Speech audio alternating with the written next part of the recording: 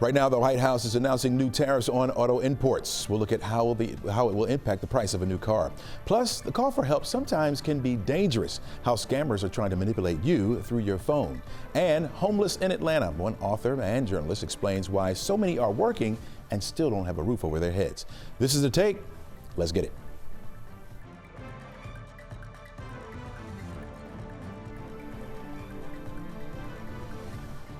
Hello and welcome. I'm Chesley McNeil, and this is The Take, where we go above and beyond the headlines to look at the why and how stories are impacting you and your community. We invite experts in to give their takes on today's top stories, and we try to have just a little bit of fun as well. Let's get to today's big story. President Donald Trump announced new 25% tariffs yesterday on all cars not made here in the United States. Those tariffs are expected to kick in on April 2nd, and the president says they will be permanent. He's hoping the move will send a message to automakers. In our case, all we're doing is saying you can't come in unless you build here.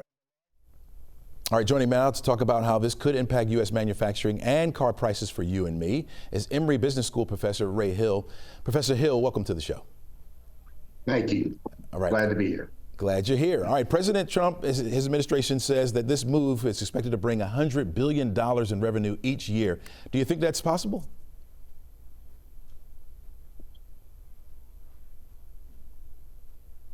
Professor, I'm sorry, you're breaking up. Okay. So the president and his administration is saying that this move that he's making with the tariffs could bring in possibly $100 billion in revenue each year. Do you think that's possible? I think it might be possible. That's basically, you can think about that as the average American citizen who wants to buy a car is paying that $100 billion. So the idea that somehow we're getting this for free is crazy. Wow. What's the cost for automakers in the short term? Still breaking up on you. What's the if you can hear me? What's the cost to automakers in the short term? Well, the people who want to buy a car are going to find out. We don't know how much of this 25% tariff is actually going to be added to the price of a BMW or a Volkswagen or a Lexus, for example. But it's going to be something that's substantial if it's 25%. Over time, it's just going to, keep the prices of cars higher than they otherwise would be, because we've got a very efficient worldwide network of automobile production right now, and these kind of tariffs just get in the way of that. All right. So the president announced a new Hyundai plant in Louisiana, and then our governor here in Georgia announced a plant in the southeast. Do you think those things will ramp up production? Because they're talking about maybe the one in Louisiana producing steel. Yeah, no, I think again, one of the things that people lose sight of is that we also have steel tariffs and aluminum tariffs, which are going to drive up the price of cars as well. And so, Hyundai, I think, is, maybe short-circuiting that a little bit by investing in steel manufacturing in Louisiana. The Hyundai EV plant near Savannah, which is huge investment for them. That's been underway for a long time. So that's really unconnected with these tariffs. And, it's been Toyota, all the foreign car manufacturers have big facilities in the United States, and Hyundai has had facilities in the United States for quite some time. So could that be the offset? Like if we boost the production here in the United States, that means more jobs theoretically, right? Well, but see, the problem is that it doesn't mean more jobs. We're at full employment right now. We got a 4% unemployment rate, which is about as low as it can go. And so for every job that, let's say somebody gets in steel manufacturing as a result of these tariffs, somebody's going to lose a job that in an industry that uses that steel and is now uncompetitive or has to shut down. So the idea that somehow this is a net producer of jobs just doesn't make any sense when you think about the economy as a whole and the fact that we're already at full employment. So here's what everybody wants to know. So the average car probably costs you about $49,000. With these tariffs, what would that inflate to, do you think? And again, we broke up a little bit, but the question is, what is the average cost going to be to a consumer of these tariffs? Mm-hmm.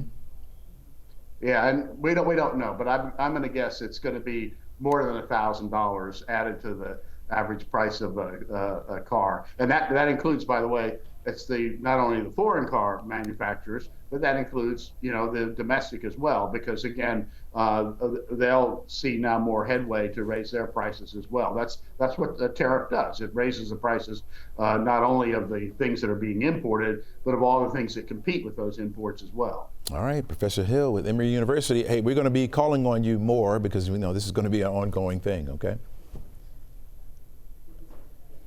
All right, thanks for I didn't catch that. Thanks for joining us, and we appreciate your insight for today. Okay, I'm sorry to be such a pessimist. Oh, no, it's all right. It's all good. It's all good. Thanks so much. All right, Georgia is dealing with an increase in grass and brush fires. Dry conditions, gusty winds, and are fueling these dangerous conditions. The Georgia Forestry Commission says they've seen a 20% increase in fires this year compared to the last 5 years, and even small sparks could spread fast. Trees brought down from Hurricane Helene 6 months ago are making it harder to battle these fires. In the hurricane area, it certainly makes containing those fires a lot more difficult. You've got a lot more sunlight that's hit the ground, so you've got a lot more fine fuels, or our kind of flashy fuels, we call them. That stuff is not quite burning yet, but it certainly makes containment difficult. So just trying to get into an area and get around it with our equipment is a lot harder than it was, say, 7 months ago. The Forestry Commission says they are expecting to see the number of fires increase over the next few months as the conditions remain favorable, and they will. We've been dry, folks, and we're going to continue to be dry at least for the rest of the week. We have today and tomorrow, and at the beginning of the weekend will remain dry as well. You really need some moisture in the atmosphere, right, in the form of rain. That would be great. And we really don't have a lot out there right now. Our humidity levels are very low, and today will be the same. 76 for the afternoon high temperature. If there's any bright side of this for today is that our winds won't be as gusty. We'll have light winds through the day, so that'll certainly help. We don't have any red flag warnings out, but fire conditions or conditions to produce fires are very favorable, and so burning outside would be a no-no for today. Tomorrow we're looking at 80 for the afternoon high temperature. We're looking at clouds increasing in the area, but we're not expecting any rain to push into the forecast area. Looking at 78 degrees for the high on Saturday. Then the rain comes to us by Sunday. 50% chance for scattered showers to be around. Don't suspect we'll see any severe weather on Sunday. Now, Sunday night going into Monday could be a different story. As a front approaches the area, we could see an uptick in thunderstorms, which could be strong to severe. We'll keep you updated on that, of course, and then we'll dry it out by Tuesday of next week. Don't go anywhere. You're watching The Take on 11Alive Plus. We're back right after this.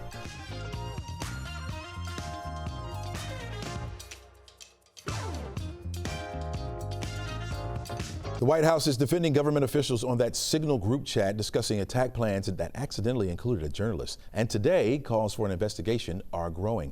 Joining us now is NBC Washington correspondent Alice Barr, who's been covering politics for years now. And Alice, we got that full screenshot where they were saying that there was no classified information at all. It seemed a little bit classified to me there. Is the White House saying anything about the full screen messaging?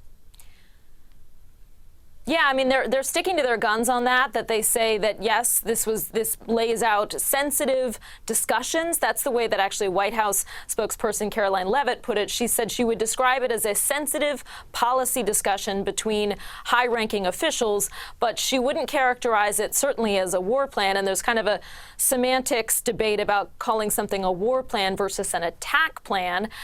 She wouldn't go that far either. She just wanted to call this a policy discussion. But if you've seen these texts, it very clearly ticks through exact times, exact fighter jets, the weapons systems, and when each of these things was going to happen in a very clear and detailed way. And that is what a lot of certainly former national security officials are saying is really kind of the definition of what you would consider classified information that you would not want to see get out.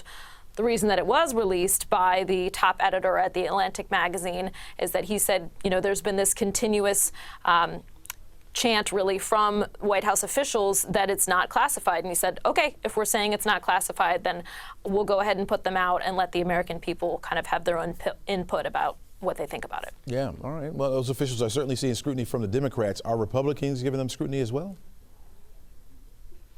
Yeah, that's starting to happen. Certainly, there was another hearing yesterday, this time in the House. Yesterday, we spoke about one that had happened in the Senate, and the CIA director and the director of national intelligence were both in both of those hearings, and they were both in the group chat. So they've gotten a lot of really intense questioning. They have both continued to say that none of the material was classified. Democrats certainly hammered them over that point yesterday, saying, you know, if this kind of information came before this committee, the House Intelligence Committee, that it would be a lie to say that it would not be considered classified. But from the Republicans in that group, you heard people going through and saying, okay, were there any names listed in this? No. Were there any specific targets listed? No. Were there any specific locations? No. So they were making a point of what is not included in the text chain. And we should be clear about that, that it does not seem to spell out specific targets. So you're hearing that. Yeah. However, we should also note that there have been some Republicans who have come forward and said this isn't right, that there's really no clear justification for why this should not have been carried out on a more secure government kind of communication system. We heard that from Senator Jerry Moran, Republican from Kansas, and the Republican Senate Armed Services Chair is calling for an expedited Inspector General outside independent investigation. He said based on what he's seen, he would have wanted that information to be classified. Certainly, we've heard the Democrats calling for a resignation. They're really going after this, as you mentioned. Do you think there could be an official investigation that takes place? Yeah, one thing that is interesting to note is that call from the Republican Senate Armed Services Chair for an Inspector General investigation. The White House, under part of its DOGE kind of reworking of the federal government, has essentially eliminated the Inspector General's positions, which are supposed to be independent watchdogs that are assigned to each of the federal agencies that are supposed to monitor with a nonpartisan eye anything that is being conducted inside the government incorrectly. Those positions have been largely, if not entirely, eliminated. So who would conduct this investigation at this point is not entirely clear. It's worth noting that there is a new lawsuit that's been filed accusing the officials in the group chat of violating federal record-keeping laws, and they're pointing to the fact that the messages were being set to automatically delete. That case was assigned to the same federal judge here in D.C. who recently blocked the White House from using wartime powers to deport Venezuelan migrants. Remember that one? Yep. That prompted President Trump to call for his impeachment, and he's been railing against him on social media. So there's a lot folded into this. Oh, yeah. More to come. More to come. Alice Barr, NBC. Really appreciate you joining us today, and thanks for the insight. All right. A hearing bill that would have banned abortions here in Georgia yesterday got heated. Hundreds of people gathered outside the committee meeting room where some were for the bill and some were against it. Critics argue that the bill has no exceptions for rape and believe that it would make things like in vitro fertilization illegal. Bow the knee to King Jesus and let's end this Holocaust on our preborn neighbors today. I tell all my patients, you may start out with 20 eggs, you may wind up with 2 embryos. Am I guilty of murder? That makes me a serial killer. What? Right now, Georgia outlaws abortions about 6 weeks into a pregnancy. The bill already missed a critical deadline to pass this legislative session, but it will still be around next year. All right, we carry our cell phones with us everywhere, and you know scammers know that, right?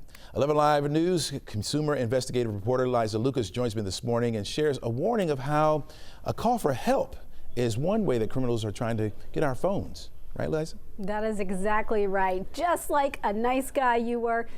Chesley, you're going to want to listen to this one. Good morning. Chandler Rogers lives here in the Atlanta area, and she actually reached out to 11Alive after unfortunately losing thousands of dollars. The money was just swiped from her Cash App and Venmo accounts. And the worst part, as you mentioned off the top, she was just trying to help out someone she thought needed it. A guy came up to us and said that he had left his phone in an Uber, and he was like, "Can I borrow your phone? I need to, at least text or call my friends to come pick me up. I'm stranded." So I was like, "Of course." And I gave it to him, and then he was kind of using the phone and acting like he was texting the address, and was even kind of like, "Can you tell me what that number is for that building?" And I gave him the number, was trying to help him find like a good place to be picked up, and so he's just over there texting. So I thought. So she thought. Now what she found out since is that this is a whole scheme, and police across the country have issued ongoing warnings about this phone borrowing scam. It continues to pop up over and over. Basically, thieves fake emergency situations, ask to borrow your phone, and when you hand over your unlocked phone, you are essentially vulnerable, Chesley. So Liza, what are they actually looking for? What are they trying to get off the phone? Well, let's just think about it. I mean, we have so much stuff on our phones these days. Our emails have a ton of personal information that can be used for identity theft. We've got banking apps, and then a lot of people use peer-to-peer payment apps that make sending money to someone incredibly easy. In this case, Chandler's case, the scammer very quickly accessed her Venmo and her Cash App and stole around $7,000 in just a few minutes. Then he also deleted those apps. Here's Chandler again. I think maybe so I wouldn't get any notifications right away, I assume, and I didn't realize it until the next day I went to go try to pay a bill and realized that everything was gone. Well, you can really feel her pain. She's trying to be nice, and then she gets scammed out of money. What happens when you fall victim of these schemes? What's next? Well, the big question is, can you get your money back from apps like this? And basically, we learned reaching out to various companies and going through Chandler's situation, it really is a case-by-case basis. A lot of it comes down to different policies at different companies and how they investigate fraud. And our report really dives into how you can protect your accounts, because you're essentially on the front lines here, right, Chesley? That's right. So basically, you don't want to assume that you already have the extra security and authentication measures already turned on your phone. That's what I found out when I checked my Venmo account. So we also have some little reminders for you from the Better Business Bureau. Take a listen. If you do decide to get on Cash App or PayPal, Venmo, Zelle, make sure you go into your settings and you turn on, that second layer of protection. So maybe like a PIN code or Face ID recognition. All right, so Liza, what you're telling me here is even when I'm out with my wife and the children, if I give somebody the phone to take a picture, I'm vulnerable. It always is a good idea just to be on guard. Never take your eyes off your phone if you're going to even ask for that picture there. And then certainly if someone asks for some help and can they borrow your phone to make a call or text, offer to do it for them. That's just an easy way to still be nice, but still keep your information within reach. Of course, you're going to get the full rundown tonight on our story. You're going to be able to watch that report right here on 11Alive Plus. Chesley. They say it doesn't pay to be nice, but we should be nice anyway. This is the South. That's what we do. Thanks a lot, Liza. We really appreciate that report. Hey, we got plenty more stories for you coming up. This is The Take on 11Alive Plus. Homelessness is a big topic here in Atlanta, and there's a journalist who is working at least, to bring a new and troubling trend into light. That is the rise of working homeless in the cities across the country. Joining me now is Brian Goldstone, who is the author of the new book called There's No Place for Us Working and Homeless in America. Brian, welcome to the show. Hey, Chesley, thank you so much for having me. All right, your book, you spoke about up to 5 families living in Atlanta that are struggling with homelessness. Why did you choose Atlanta? Part of the reason I chose Atlanta is because of how unique Atlanta is in the history of housing in America. Atlanta has sort of been a laboratory for housing policy, going back to the 30s when Atlanta was the first city to build public housing, and then going up to the 90s and 2000s when Atlanta was the first city to demolish all its public housing. But even though Atlanta's special, I also focus on Atlanta because of how representative it is, how not special it is. Like many cities across the country, Atlanta has been revitalizing and has had this kind of renaissance. But as I try to show in the book, this renaissance has really come at the expense of its poor and working class residents who are increasingly being pushed out not just of their neighborhoods, but out of housing, safe and stable housing altogether. You know, when you think about homelessness, you think about folks maybe living in a tent or under a bridge somewhere, but you are talking to people or a group of people who are under the radar. What does homelessness look like for them? For them, homelessness looks like cycling between your car, being terrified, sleeping in your car at night with your kids that the police are going to see you in the parking lot at Walmart and are going to call defects and have your children taken away. Homelessness looks like going from that car and using your paycheck to get into a squalid extended stay hotel room where tens of thousands of families in our city and across our state and really across the country are now living as kind of shelter of last resort. These are like extremely profitable homeless shelters where people who have been pushed out of the formal rental market are now sort of languishing. That's what homelessness looks like. And these families and individuals are not only invisible from our sight, but they have been written out of our statistics and they've basically been ignored by policymakers. Wow. Yeah, you talked to some families here. Tell us what about the stories that you heard stood out? Well, I'll tell you about Celeste, for example. Celeste, her story begins in a really dramatic way in the book where an abusive ex burns down her rental home and is arrested for arson. But the reason Celeste and her children become homeless isn't because of that fire. The reason they become homeless is because in a state like Georgia, there are so few tenant protections. And in her case, this private equity firm that owned her rental property was able to file an eviction on her on a property that was no longer habitable, which she didn't even find out about until months later when it showed up on her credit report. So these basic tenant protections, or I should say a lack thereof, is what pushed this particular family into homelessness. And they end up living in this extended stay hotel on Candler Road in DeKalb County. And they're basically trapped there because once you have that eviction on your record, this Scarlet E, it's basically impossible to get back into, into an actual apartment. In your findings, did you discover why someone would have a full-time job would not be able to maintain a roof over their heads? I mean, in some ways, it just boils down to this growing chasm between the wages that our workers are earning and what it costs to have a place to live. That's the biggest reason. But also in the mix, as I just alluded to, is just a basic lack of tenant rights and protection, so that even people who are housed, it's very difficult for them to remain housed because the cards are just stacked against them. And the power in a state like Georgia is so overwhelmingly on the side of landlords and property owners. And it's just very hard for working people to keep a roof over their head. Yeah. Does your book get into any possible solutions for the problem? Yeah, I mean, there are two broad categories I think we need to be addressing when we talk about ending this crisis of homelessness and housing insecurity. The first category is keeping people in the homes they already have. And like I said, that includes strengthening tenant protections, giving a right to counsel in eviction cases so that people have a lawyer on their side.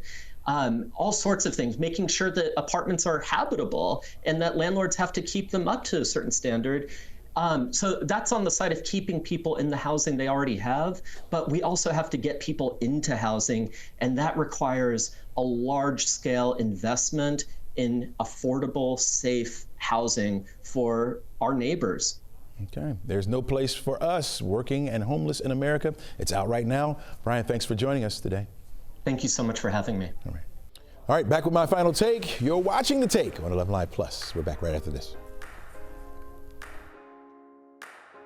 All right, before we go, my final take. To get by these days, more young adults are turning to a familiar source, their parents. A new study shows that for the first time, 50% of parents with children over 18 years old provide for them some financial support. That's up from 45% in the year 2023. Yeah, buying their food for them, paying their cell phone bills, health insurance. Parents are shelling out about $1,474 a month. That's a 3-year high. What are we doing, folks? Experts say adulting is expensive. Yeah, tell us adults about it. That's why we spend years raising our children for them to become adults. We spend an arm and a leg to send them off to college for them to graduate and start adulting. The problem is they want to adult at the same level as their parents just starting off. Unfortunately, adulting doesn't work like that. Get out. Love you. That's what I would say. But we wanted to hear what you had to say about this. And Cindy says $1,500 a month, and that's mainly for groceries. What the heck are they eating? And Gayla says, what do you expect from this economy? Well, expect them to get out and work. At some point, they got to go. They can't live off us forever. Have a great day, folks, and remember to give someone just a little bit of encouragement today.